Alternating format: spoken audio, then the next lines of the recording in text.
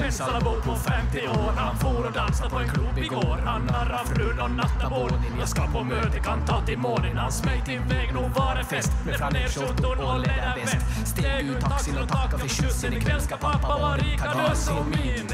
Stod så sig omkring och gick fram till en brud. Kanske farbror får bjud. Hon skådar på han och skrattar till. Nu får du här med här du vill. Och förresten jag heter Daisy. Är du alls när ung och crazy? Yo! Yo no, yo, yo no.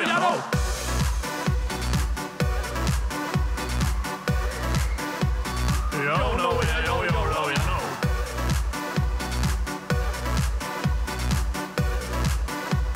Yo no, yo no. Fabbos filis var helt otrolig. Slipsen på huvudet han stod på bordet. Daisy tyckte det var hot och gott. Då en 50-plussa ger belly shot. Plötsligt fick han ollplacera. Vi ger hon en shit om att konfirmera. Så kom han på någon som ger han häckon. Det var ju Tom och Gunillas fan var som. Stod och kände sig helt dum. Men han ångrade inte nå. Tills väktaren kom och sa: hör du gubb, du är ganska lame. Tycker det är dags att du far hem. Bryr mig alls i vad du säger. Du är inte unga mig. Yo! Yo no, yo no. Ett pensala på. Som säger. Yo no, yo no. Yo. On the floor. Yo no, yo. Han smög undan väktaren och tog oss borta upp på scen. Grabba micken och herr DJ. Nu har Fabbo någonting till sig.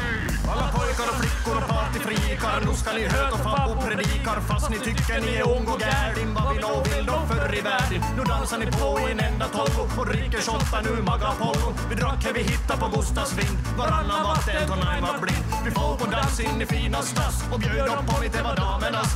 Den här var invita ni.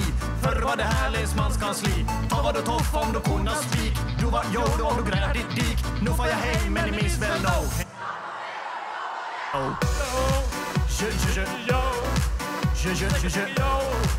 Som säger yo no, yo no.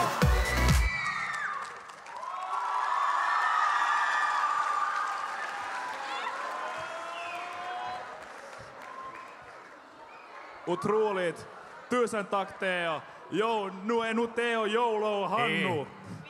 Till nästa vill vi